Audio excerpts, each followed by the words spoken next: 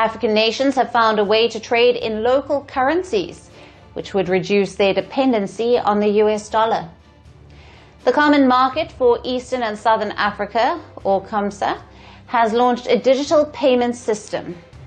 It would allow the 21 member nations of the regional economic bloc to settle cross-border payments in local currencies, eliminating the need to convert them into hard currencies like the American dollar for international trade. Every empire begins with control, not of land, but of logic. And for decades, Africa's logic was rewritten in the language of the dollar. To trade, it had to borrow. To borrow, it had to obey. To obey, it had to stay poor. But last week, something extraordinary broke that pattern, quietly, mathematically, and irreversibly. COMESA, the bloc of 21 African nations, launched a payment system that allows them to trade without converting a single coin into US currency. It isn't rebellion for the sake of defiance, it's reasoning restored. Because if the value is created in Africa, why should the price be approved in Washington? That's not an economic question, that's a philosophical one. And the answer is already changing history. Let's talk about it in detail.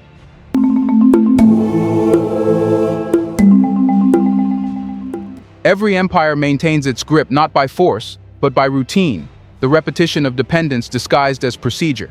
For Africa, that routine was the dollar. Every transaction, from a Kenyan merchant buying Ethiopian coffee to a Zambian farmer exporting maize to Malawi, moved through the same invisible tunnel. First converted into US currency, taxed by global intermediaries, and only then returned home slightly diminished. The cost wasn't just financial, it was psychological. It kept Africa obedient under the illusion of necessity. However, that illusion is now beginning to crack. On an ordinary Thursday morning, something extraordinary unfolded inside the Common Market for Eastern and Southern Africa, COMESA, a bloc representing 21 nations and 500 million people. Without fanfare, without the spectacle of political theater, COMESA quietly flipped the switch on its digital retail payments platform, DRPP. The purpose? To allow cross-border trade to be settled directly in local currencies without ever touching the dollar. Malawi can now pay Zambia in kwacha. Kenya can trade with Egypt in shillings or pounds. A farmer, a manufacturer, and a small business owner all can trade beyond their borders without surrendering value to foreign banks. It sounds like progress, but it's something deeper, a strategic unshackling. Because the moment a continent stops depending on another's money, it begins to rewrite the logic of power itself.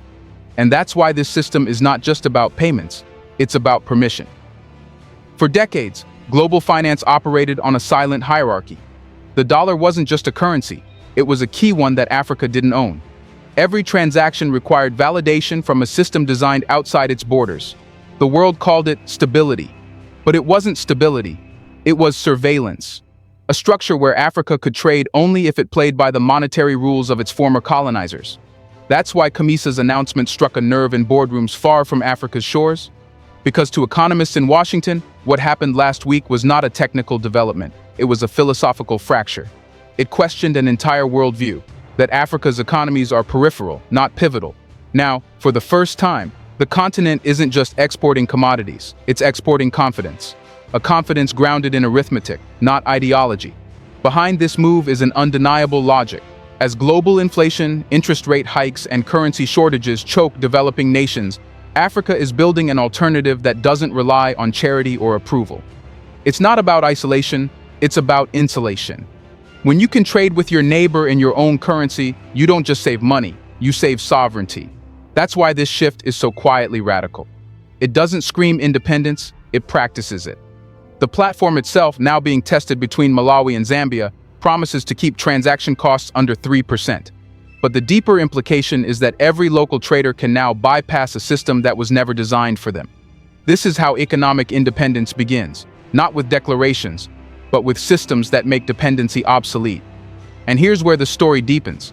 If Africa just broke free from financial dependence, what created that dependence in the first place? Because to understand the magnitude of this moment, the significance of COMESA's digital rebellion, we must go back and ask a more fundamental question. How did the dollar become Africa's leash to begin with? To understand power, you must first understand permission. The dollar never conquered Africa by force, it conquered by habit.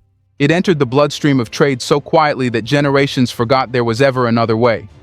After independence, African nations inherited not just colonial borders, but colonial economics.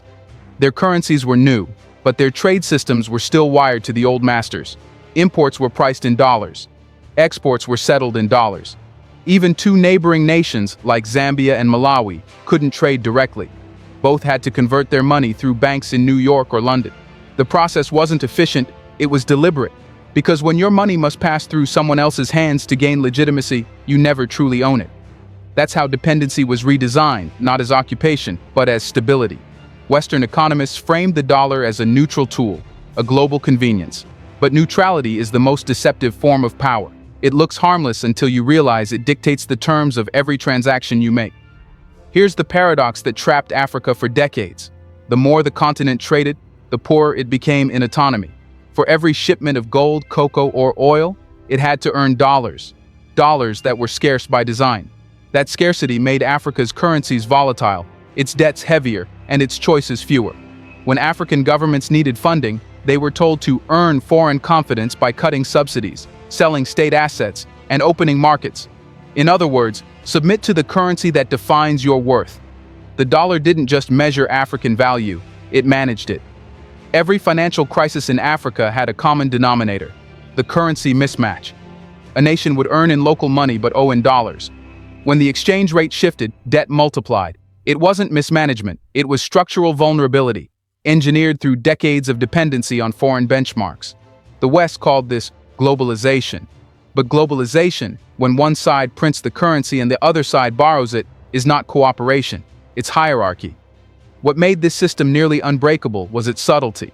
It didn't punish visibly, it rewarded compliance. Countries that followed IMF recommendations and kept market-friendly policies were called reformers. Those who questioned them were branded unstable. This moral vocabulary of economics, credibility, confidence, rating, was built entirely around obedience to a financial order designed elsewhere. And Africa wasn't the only victim. Latin America tried to break free in the 1980s and got crushed by a debt crisis. Asia tried in the late 1990s and was forced back into dollarization. But Africa's case was unique. It was the one region where dependency was never fully questioned because it was normalized as a necessity. So when COMESA's nations now talk about settling trade in local currencies, they are not simply modernizing payments, they are reversing decades of intellectual conditioning. They are rejecting the premise that their prosperity must be priced in another's coin. Because what the dollar system achieved wasn't stability, it was predictability. It kept Africa predictable, manageable, and monetarily docile. And yet, predictability is only powerful until someone rewrites the pattern. COMESA's digital retail payments platform at its core is that rewrite, a system designed to make Africa's wealth circulate inside Africa. It's not an act of isolation, it's an act of containment, keeping value where it's created. But breaking an old order is never enough. You have to replace it with something better. And that's the next question Africa must confront. If the dollar were the master and COMESA is the rebellion, what will sustain this new independence? Because a system, no matter how innovative, is only as strong as the people who use it. Let's pause for a second to say, big thank you to the Black Culture Diary community, where Black voices, stories, and legacies are preserved and amplified. By becoming a member, you're not just supporting the channel, you're becoming part of a powerful cultural movement. Let's continue. Every revolution looks dramatic from the top, but its real test lies at the bottom. The speeches, the systems, the promises, they all fade if the ordinary person doesn't feel the change. And in Africa, that ordinary person is rarely ordinary. They are the market vendor, the roadside mechanic, the young tech hustler, the small-scale farmer, the millions who carry economies without headlines, without applause, and until now, without access. Across the 21 member states of COMESA, micro, small, and medium enterprises account for 80% of businesses and employ 60% of the entire workforce. Yet, for decades, they were invisible in cross-border trade, not because they lacked ambition, but because they were priced out of participation. Imagine a Malawian soap producer wanting to sell in Zambia. He finds a buyer easily on the same continent, same culture, and even the same language of trade. But then comes the barrier, payment. To make that transaction, he needs US dollars, which he doesn't have. So he goes to the bank, which doesn't trust his business enough to issue foreign currency, and just like that, trade dies before it begins. This was the silent tragedy of African enterprise. The majority could produce, but not connect. COMESA's digital payment platform changes that by rewriting the structure of trust. It says, you no longer need permission to trade. Your value is valid in your own currency. The border is no longer a financial wall, it's a digital gate. And for the first time, this shift empowers the class that globalization ignored, Africa's small traders. These are not micro players in any meaningful sense. In the absence of industrial giants, they are the economy. When they move, entire cities move with them. The beauty of COMESA's model lies in its design simplicity. Transactions are instant, secure, and denominated in local currency. That means a Kenyan exporter can receive Ethiopian birr directly, without conversion, without delay, without begging for liquidity. The result isn't just smoother trade, it's dignity restored. But there's something more profound at play. When small enterprises gain access to cross-border markets, they don't just increase income, they alter the balance of power. Dependency has always been built on exclusion. The fewer people who can trade freely, the easier it is to control economies from above. The DRPP dismantles that hierarchy by multiplying participation. It is, in essence, a democratization of capital flow, not through loans or aid, but through permissionless trade. Every vendor, every artisan, every digital entrepreneur becomes part of a continental network where their currency holds weight beyond their border. And that's where Africa's real leverage lies. Because in a continent of 1.4 billion people, empowerment doesn't start with policy, it starts with access. The more traders can engage, the less fragile the continent becomes. The dollar system created scarcity. COMESA's system creates liquidity, not imported, but local, circulating, and alive. Still, every new order faces its test. Inclusion is fragile when infrastructure is uneven. Internet connectivity, financial literacy, and regulation all vary across member states. The challenge now is not invention, but integration, making sure this new system doesn't serve the few who already had access, but reaches the many who were denied it. That will define whether this revolution endures, because an economic idea becomes a legacy only when it touches lives that were once excluded from the conversation. And here lies the deeper philosophical question.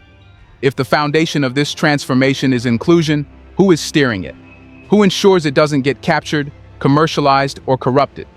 Who leads the rebellion without selling it back to the system it escaped from? Here's a reminder to please like and share the video and subscribe to our channel to watch more videos on Black culture, history, civilization, and identity. Let's continue now. Every rebellion, no matter how decentralized, needs a mind that sees the whole board. Someone who doesn't just react to history, but rewrites its rhythm. For Africa's digital trade uprising, that strategist is President William Ruto of Kenya. When Ruto took over the chairmanship of COMESA, he inherited a bloc rich in potential but paralyzed by fragmentation. 21 nations, each trading outward more than inward, exporting to Europe, importing from Asia, yet rarely transact among themselves. Africa's trade map was globalized but not connected. Ruto saw that contradiction for what it was, the most profitable form of weakness. His vision was simple but radical. Africa doesn't lack resources, it lacks coordination. And coordination, he believed, begins with finance. You cannot talk about regional unity while begging for someone else's currency to do business. You cannot dream of independence while your trade balance depends on the health of the US economy. That's why, under Ruto's leadership, COMESA didn't just launch a payment system, it launched a declaration of intent. He understood that the first step to freeing trade was freeing currency. But here's where his genius lies. He didn't frame it as confrontation.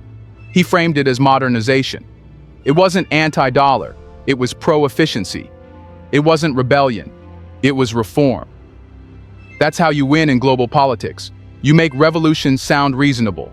And to give that reason credibility, Ruto backed it with capital. Kenya increased its shareholding in two major continental institutions, the Trade and Development Bank (TDB) and African Bank, by a combined $150 million. That was not charity, it was signaling. It told the world that Africa's digital vision wouldn't depend on donor conferences or Western grants. It would be self-financed, self-owned, and self-directed. Behind this decision was a philosophical understanding that Schopenhauer himself would have admired. If you want to change the outcome of an argument, change the premise it rests on. For decades, Africa's economic premise was dependence.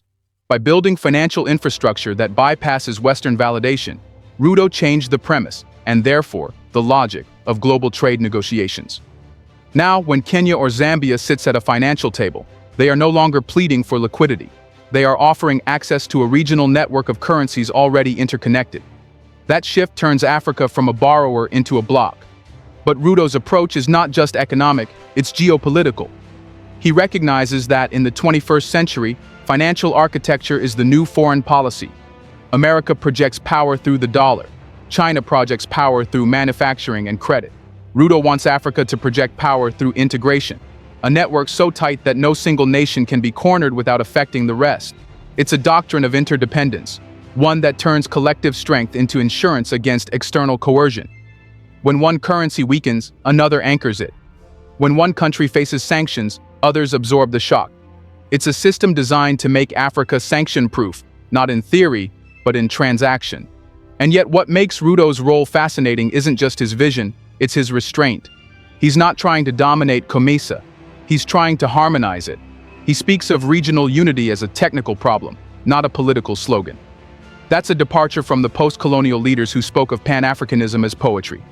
Ruto speaks of it as engineering, code, data, bandwidth, and payments. That's how you know Africa is evolving, when its revolutionaries stop shouting and start coding.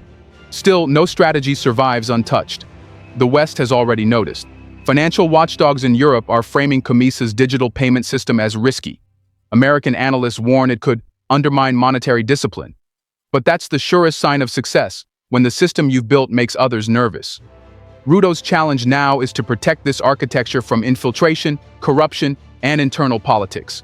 Because if COMESA's experiment survives the next 5 years, it won't remain an African story. It'll become a precedent. And that leads us to the question that will define everything next. If Africa is building a new financial order, can it truly sustain it against global resistance? Can it protect its digital sovereignty from the same forces that once colonized its trade? Every transformation meets its reckoning. The moment a system starts working, the world that profited from its failure begins to pay attention. COMESA's digital payment revolution has reached that point. It's no longer just a regional experiment. It's a threat to a global order that has lived comfortably on Africa's dependence. Let's strip away the diplomacy for a moment. The real power of the dollar was never the paper itself. It was the monopoly on trust. The West built a financial world where no transaction was legitimate until it was seen, approved, or cleared by a Western institution. But COMESA's system changes that equation. It doesn't ask for permission. It creates trust from within. African banks verifying African trade, local currencies settling their own value.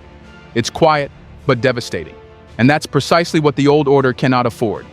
You see, control in the modern age doesn't look like invasion. It looks like dependency disguised as convenience. The global financial system works like an empire without borders. You don't occupy a nation, you occupy its transactions. You don't raise armies, you raise interest rates. You don't enforce submission, you enforce standards. COMESA's system challenges that playbook by proving that Africa can verify, clear, and value its own commerce without a foreign middleman. That's not innovation, that's emancipation in its purest digital form. And emancipation always invites resistance.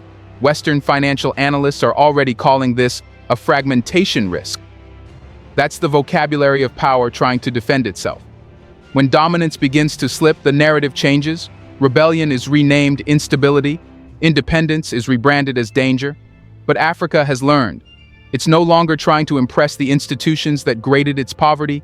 It's building alternatives that no longer need grading. Here's what makes this revolution irreversible. It's not political, it's infrastructural. You can sanction a government, but you can't sanction code once it's integrated into everyday trade. The more traders, small businesses, and digital wallets plug into this system, the harder it becomes to dismantle. Every transaction strengthens it. Every local currency trade makes it less reversible. That's how revolutions survive, not through speeches, but through systems that outgrow their opposition. Still, this moment demands vigilance. Digital sovereignty can be lost as easily as it's won. Africa's next battle isn't against colonizers with flags, it's against corporations with algorithms. The same Western tech firms that once controlled data are now circling to control digital payments. If Africa builds the platform but lets others own the code, it risks reinventing dependency in a newer, subtler form. The answer lies in ownership, not of land this time, but of infrastructure. The servers, the encryption, the governance, they must remain African, because whoever holds the code holds the future. And if Africa gets this right, the consequences will be profound. The continent won't just be trading goods, it will be trading narratives, redefining what developing means in a world where innovation no longer needs Western validation. This is where COMESA's quiet revolution meets destiny.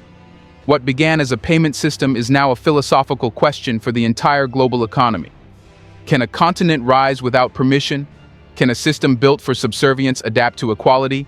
Can the rules of money evolve when those who once obeyed them start writing their own? Africa is not answering with words, it's answering with systems. And that's what terrifies the old powers most, because the hardest empire to fight is not the one made of soldiers or sanctions, it's the one made of habits. And the hardest revolution to stop is not the one fought in the streets, it's the one written in code. What happens when a continent no longer needs permission to trade?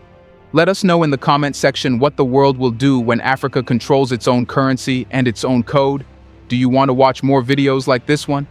If so, subscribe to our channel and press the bell icon next to it.